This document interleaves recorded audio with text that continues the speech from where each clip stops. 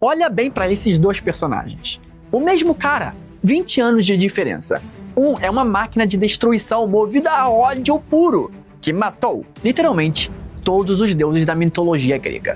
O outro é um pai com barba, tentando não traumatizar o filho, enquanto salva o mundo nórdico. E os dois são o mesmo personagem, só que os dois são incríveis. E essa virada é uma das maiores histórias do desenvolvimento de personagem que os games já viram. Mas antes de chegar nisso, antes de falar sobre Barba, sobre Atreus, sobre a mitologia nórdica, a gente precisa voltar pro começo, pro lugar onde Kratos nasceu de verdade, num guardanapo de restaurante. Eu sou o Leão Dourado e você está assistindo a História dos Games, aqui na Play TV. E hoje, como um espartano de pele cinza, saída de um guardanapo de lanchonete, se tornou um dos maiores personagens da história dos games. 2002, Santa Monica Studio, na Califórnia. Um diretor de games chamado David Jaffe tem uma ideia. Ele quer fazer um jogo de ação brutal, visceral com a mitologia grega, com uma câmera cinematográfica que pareça épica e com um personagem principal que seja, e aqui vou citar a descrição oficial que ele deu: brutal, sujo, violento, antissocial e irritado. E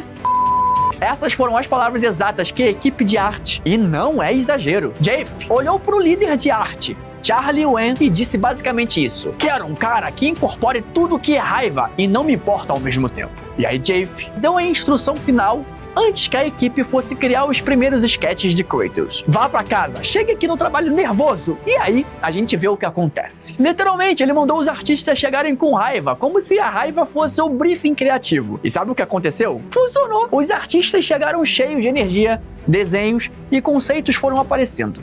Kratos com dreads, Kratos mascarado, e até um Kratos com armadura pesada, carregando um animal nos braços. Modelos completamente diferentes, e cada um expressando uma versão de brutalidade. A equipe foi eliminando, retirando roupa, retirando armadura, e quanto mais simples e despido, mais ameaçador ficava, até restar uma silhueta: a pele branca. As correntes, as lâminas. Kratos não tinha história ainda, e também não tinha nome, não tinha nada.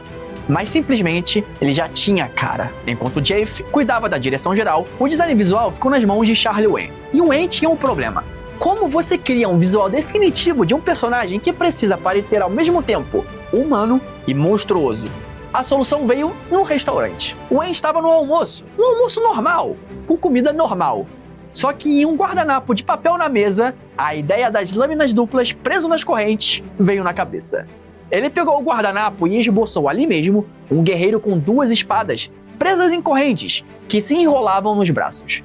Esse esboço de guardanapo é o embrião do que seria as Lâminas do Caos, a arma mais icônica de Kratos e também dos videogames, o elemento que mais define o personagem visualmente. E nasceu de um guardanapo, de forma completamente acidental. O nome também não foi planejado com profundidade filosófica. A equipe queria algo que soasse grego, e não tô falando de iogurte, mas algo que fosse curto e que transmitisse poder. Kratos em grego clássico significa literalmente poder. É a mesma raiz da palavra democracia, do grego demos mais kratos, povo mais poder. Aí vem um detalhe que os próprios desenvolvedores não sabiam. Na mitologia grega real, já existia um Kratos, filho do titã Palas com a ninfa Estinge, irmão de Dike, Bias e Zelos.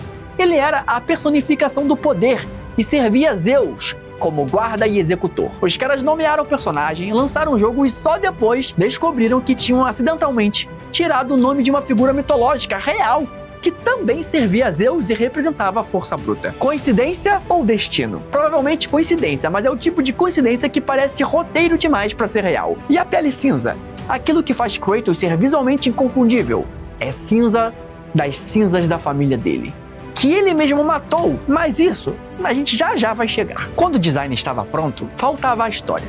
E aí Jaffe decidiu que Kratos não seria um herói convencional. Kratos era um general espartano, brutal e eficiente, o tipo de soldado que não perde. E no momento de desespero em batalha, cercado, prestes a morrer, ele fechou um pacto com Ares, o deus da guerra. Poder em troca de servidão. Ares concedeu, e como primeiro teste de lealdade, Ares manipulou Kratos para invadir um templo e matar todos, sem que Kratos soubesse que a sua própria esposa e filha estavam lá. Kratos os matou com as próprias mãos. Sem saber e sem querer, o oráculo do vilarejo amaldiçoou Kratos. As cinzas da família morta ficariam coladas na sua pele para sempre. ele jamais poderia esquecer. Daí veio o apelido, o Fantasma de Esparta. Pele branca de cinzas, olhos de quem viu o pior que existe e ainda assim continua de pé. Isso é o que faz o personagem funcionar. Não é a força, não são as lâminas, é o peso. É o cara que cometeu o ato mais irreparável possível e carregar isso, literalmente, no corpo. Jaffe disse em entrevistas que queria um personagem que jogadores pudessem controlar para desencadear fantasias desagradáveis, mas ao mesmo tempo tivesse uma tragédia embaixo de tudo, brutal na superfície, partido por dentro. Esse paradoxo que fez Kratos se tornar um personagem de verdade, e não só, mas um avatar de hack and slash sem alma. Com o conceito aprovado, restava um problema. Kratos no design era impressionante, mas em movimento, lhe parecia um boneco de madeira.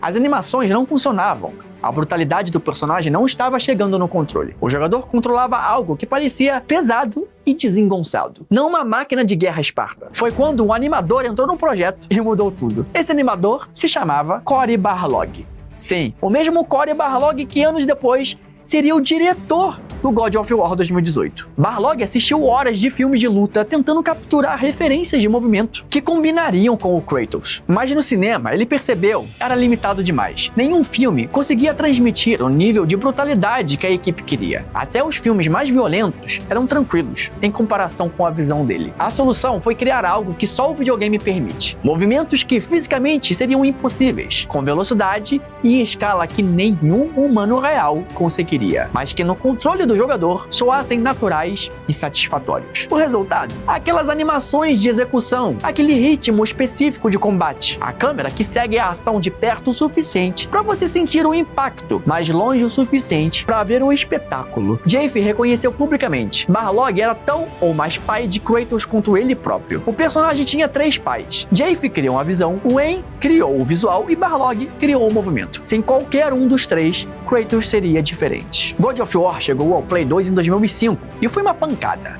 Nota 93 no Metacritic, prêmio de jogo do ano em dezenas de publicações. Um personagem novo entrando numa galeria até então dominada por Mario, Link, Lara Croft e Sonic. O God of War 2 chegou em 2007, com Barlog na direção. Agora maior, mais épico, com titãs e batalhas impossíveis. God of War 3 em 2010 fechou a trilogia grega com Kratos literalmente destruindo o Monte Olimpo e matando Zeus. Zeus, o rei dos deuses, morto por Kratos, com as próprias mãos. Numa luta que dura minutos e é uma das sequências mais violentas já colocadas em um jogo AAA. E aí, acabou. A trilogia grega terminou. Todos os deuses mortos, o Olimpo destruído e Kratos sozinho. O que você faz com um personagem que já matou absolutamente todo mundo que existe para ser inimigo? Essa foi a questão que a Santa Mônica ficou por anos tentando responder. E a resposta que veio foi: você não faz ele lutar contra mais inimigos. Você faz ele lutar contra si mesmo. Você tira o Deus, deixa apenas o homem. Você dá pra ele um filho. O ano era 2016. Los Angeles, E3. A Santa Mônica Studio revelou o próximo God of War pro mundo pela primeira vez. E ninguém estava preparado. Na tela, Kratos com barba, numa floresta nórdica, ensinando um menino a atirar com arco. Kratos falando com gentileza, com dificuldade e com rigidez. A internet teve uma reação em tempo real que você ainda consegue achar no YouTube. Primeiro, um silêncio de quem não entendeu nada. Depois, aplausos explosivos quando perceberam que era God of War e que ninguém estava esperando por isso. Ninguém esperava um Kratos pai e muito menos vulnerável. Ninguém esperava um jogo onde o objetivo emocional não fosse vingança, mas sim a conexão. E quem estava por trás dessa reinvenção total era novamente Cory Barlog, que tinha saído da Santa Mônica anos antes, trabalhado em Tomb Raider na Crystal Dynamics e voltado com uma visão completamente diferente para a franquia. E a inspiração pessoal era direta. Barlog tinha virado pai e descobriu que a experiência de ser pai era a coisa mais difícil e mais transformadora que tinha vivido, e quis transparecer isso no Kratos. O próprio David Jaffe, que criou o personagem, ficou incomodado. Ele criticou publicamente, disse que não era para usar Kratos para contar histórias pessoais de paternidade. Disse que Kratos deveria permanecer um monstro original, e a Santa Mônica ignorou completamente. E a aposta funcionou além de qualquer expectativa. God of War 2018 ganhou o jogo do ano no The Game Awards, com uma nota 94 no Metacritic.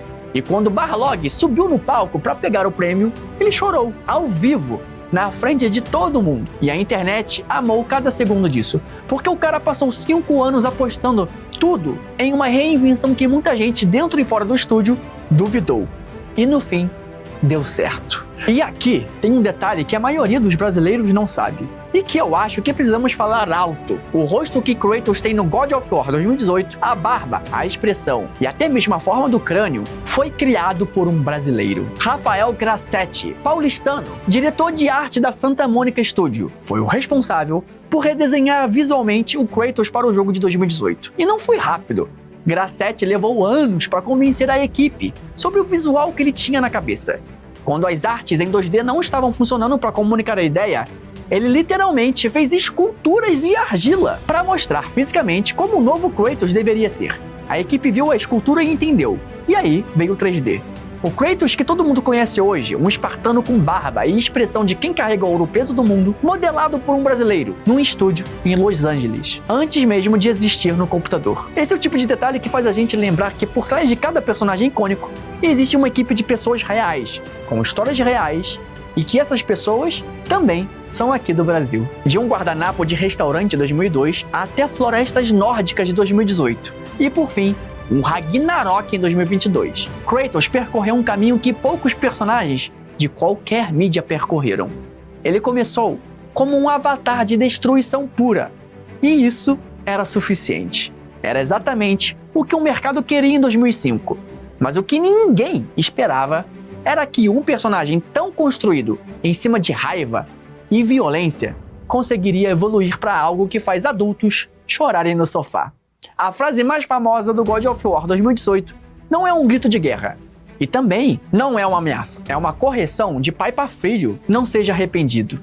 Seja melhor. Isso dita por um homem que passou 20 anos sendo a definição de arrependimento carregado na pele. E a pergunta que eu deixo pra vocês é: qual dos dois Kratos é o verdadeiro? O monstro de 2005 ou o pai de 2018? Mas essa resposta é você que vai me dar. Deixa seus comentários nas redes sociais da Play TV. Eu sou o Leão Dourado e esse foi mais um episódio de História dos Games. Vejo você no próximo.